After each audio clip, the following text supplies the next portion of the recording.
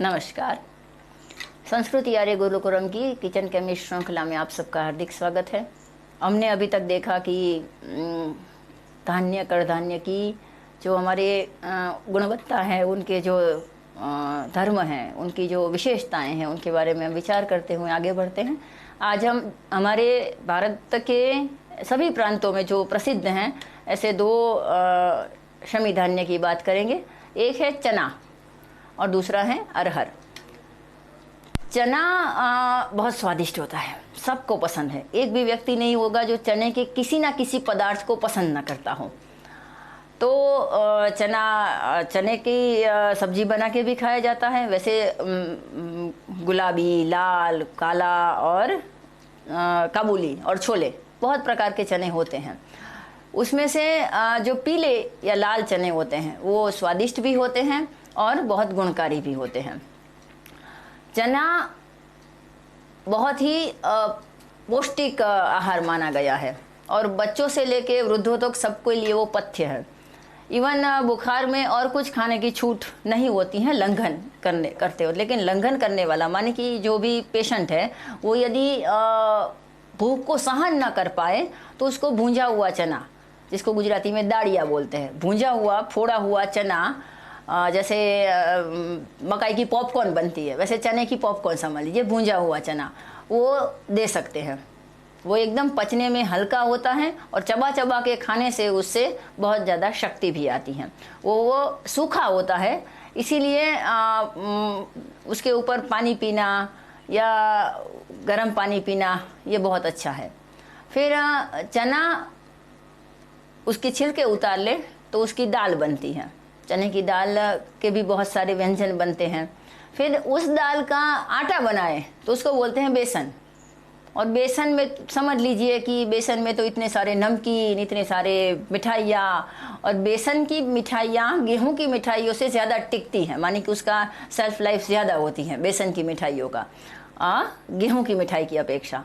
तो उसका चलन बहुत है। मोतीचूर के लड्डू, बेसन के लड्डू, या फिर मोहन भोग हैं, या फिर मैसूर पाक है, मुंह में पानी आ जाता है सुन सुन के ही। फिर सेव है, गाठिया है, वो उसके फाफड़ा बनते हैं, वो हैं, बहुत सारे नमकीन बनते हैं बेसन में से। बेसन की सब्जी भी बनती है जिसको गट्टे की सब्जी राजस्थान में और गुजराती में कड़ी की सब्जी बोलते हैं। फिर बेसन की ढोकली की सब्जी सौराष्ट्र का फेमस स्ट्रीट फूड जैसा फूड है, इंस्टेंट फूड है। स्ट्रीट फूड तो नहीं, इंस्टेंट फूड है। फटाफट आप बना लो, घर में सब्जी की कुछ भी सब्जी ना हो, फिर भी केवल बेसन हो तो एक दिन कढ़ी बनाओ, एक दिन गट्टे की सब्जी बनाओ, एक दिन बेसन की सब्जी बनाओ, एक दिन बेसन की इस प्रकार की सब्जी बनाओ, उस प्रकार की बनाओ। बहुत सारे विकल्प हैं। पूरे भारत भर में 72 प्रकार की तो कढ़ी बनती है। अलग अलग प्रांतों की अलग अलग कढ़ी। गुजरात की मीडियम साइज की कढ़ी, राजस्थान की एकदम पतली कढ़ी, और नॉर्थ भारत मानी दिल्ली में जाओ तो एकदम गाढ़ी कढ़ी, खट्टी कढ़ी, मीठी कढ़ी, तीखी कढ़ी। ये सब केवल बेसन और छाछ के संयोजन से बनती हैं कढ़ी। तो कोई बनाता है भिंडी की कढ़ी, तो कोई बनाता है मोरिंगा मानी कि ड्रम स्टिक्स यानी कि सहजन की कढ़ी।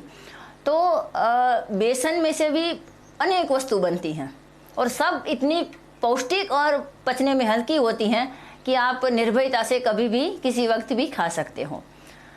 दूसरा, चना कफ और वात का नाश करने वाला है। किंचित पित्त बढ़ाता है, लेकिन कफ और वात का नाश करने वाला होने से उसके सर्दियों में बहुत उपयोग है। सर्दी मानी जुकाम, सर्दी जुकाम में केवल चने को, लोहे की कढ़ाई सबके घर में होती हैं, तो चना भूंज लो उसमें एकदम, और गरम गरम चने की भाप लेने मात्र से बंद नाक खुल जाता है। केवल भाप लेनी है बस, जैसे हम स्टीम लेते हैं ना, वैसे चने को भूंजना है। फिर जब भाप निकलने लगे तब वो पात्र में रख के उसकी एकदम नाक के पास ले जाने, एकदम सुगंध लेनी है, तो वो चने की सुगंध से बंद नाक खुल जाती है। दूसरा, वो चने फिर चबा चबा के खा लेने हैं तो खांसी ठीक हो जाती है। चने का बेसन, दूध की मलाई और हल्दी, और उसमें डालना है थोड़ा सा कच्चा दूध। दूध की मलाई यदि उपलब्ध ना हो तो कच्चा दूध, वो भी ना हो तो पानी, ये बन गया बढ़िया उबटन। हाँ, जो एक भी सौंदर्य प्रसाधन की ऐड वाले दिखाते हैं उससे अधिक परिणाम देगा ये। स्किन गोरी करे ना करे, लेकिन इससे स्किन त्वचा के ऊपर जो बाहरी प्रदूषण के कारण या बाहर के धूल या मिट्टी से जो भी हानि होती हैं वो दूर हो जाती हैं। पहले साबुन नहीं थे तो ऐसे ही मूंग दाल का पाउडर, माने कि मूंग दाल का आटा और चने की दाल का आटा, इसी को तो उबटन में उपयोग किया जाता था। आंवले का चूर्ण, हल्दी, इसीलिए तो आज भी हल्दी की रस्म है भाई। पहले ब्यूटी पार्लर में नहीं जाते थे तो हल्दी और बेसन या हल्दी और मूंग की दाल दी तो लगाते थे, इसी को तो हल्दी बोलते हैं। तो हमारा रसोई न केवल केमिस्ट की दुकान है, अपितु ब्यूटी पार्लर भी हैं। उसका यदि समायोजन ठीक से किया जाए तो वो अच्छा सौंदर्य प्रसाधन की बहुत सारी चीज़ें भी हमारे रसोई में उपलब्ध हैं। दूसरा, चना बढ़िया वाजीकरण है। वाजीकरण मानी पौरुष शक्ति को बढ़ाने वाला, धातु को पुष्ट करने वाला, जिसका बल ज़्यादा है, जिसकी गति ज़्यादा है और जिसका शुक्र शक्ति ज़्यादा है, ऐसा पशु कोई माना गया है तो वो घोड़ा है। घोड़े का बल भी, हॉर्स पावर हम बोलते हैं, घोड़े का बल भी, घोड़े की गति भी और घोड़े का शुक्र शक्ति भी, माने कि घोड़े की वीर्य शक्ति भी सभी पशुओं में प्रभावी होती हैं। तो घोड़े का मुख्य आहार क्या है? चना। तो चना नियमित रूप से अपने भोजन में ऐड करने वाले की धातु भी पुष्ट होती हैं। वो इसीलिए जिससे धातु पुष्ट हो ऐसे औषध को या आहार को वाजीकरक आहार कहते हैं। तो चना बढ़िया वाजीकरक भी हैं। चना स्वादिष्ट भी हैं। बच्चों को चना बहुत पसंद आता है, चाहे कोई भी स्वरूप में चने को बच्चों को दे, चाहे वो मिठाई बना के दे, चाहे नमकीन बना के दे, चाहे चने की सब्जी के स्वरूप में दे या चने की दाल के स्वरूप में दे, बच्चे चने खाना पसंद करते हैं।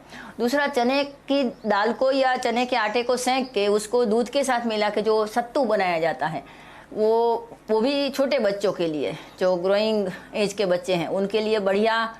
ये सारे जो ऐड आते हैं ना, हॉर्लिक्स, ये सेरेलैक, ये सबसे बढ़िया है ये, और एकदम इंस्टेंट हो जाने वाला।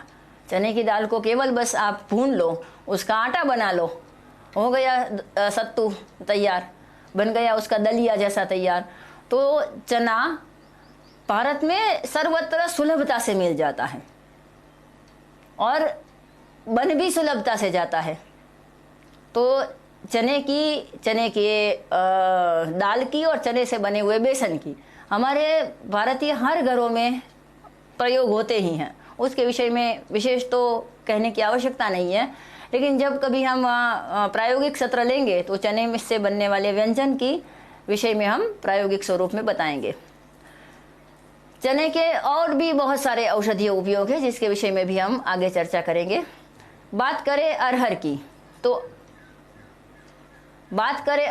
तो अरहर की दाल होती है, वो भी हमारे दैनंदिन जीवन का जो मेनू होता है उसमें हम उपयोग करते हैं। चावल और अरहर की दाल, ये गुजरातियों का मुख्य आहार है, दाल चावल।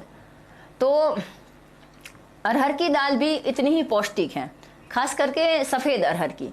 सफ़ेद, और जब अरहर की सींगे आती हैं, तुअर, तो उसकी जो हरी तुअर की सब्जी हैं वो बैंगन के साथ बढ़िया स्वादिष्ट भी होती हैं, गुणकारी भी हैं। उसकी बहुत सारे व्यंजन बनते हैं, उसमें से एक है पूरन पोली, गुजरात में बहुत बनती हैं, वो लोग चाव से खाते हैं। उसमें भरपूर मात्रा में घी होता है, तो स्वाद में भी बहुत अच्छी लगती हैं। अरहर की दाल भी थोड़ा पित्त बढ़ाती हैं, लेकिन कफ अघ्न और वात अघ्न होने से नियमित रूप से आप खाएं तो उसमें कोई दोष नहीं है। दाल भी सभी प्रांत में अलग अलग प्रकार की बनती हैं। जैसे गुजरात की दाल मीठी होती हैं, अन्य प्रांतों में दाल में मिठास नहीं डाली जाती है। दाल में से भी बहुत सारे व्यंजन बनते हैं, जैसे कि दाल बाटी बनती हैं, गुजरात में दाल ढोकली बनती हैं। और ऐसे अरहर की दाल भी बहुत ही शक्तिप्रद हैं, प्रोटीन से भरपूर हैं। हमारी सारी दाल में अरहर की दाल और चने की दाल दोनों में भरपूर मात्रा में प्रोटीन है। लेकिन आहार औषध की तरह लेना चाहिए। स्वादिष्ट हैं इसीलिए ज़्यादा खाना ये अविवेक की बात है। तो उसमें विवेक रहें।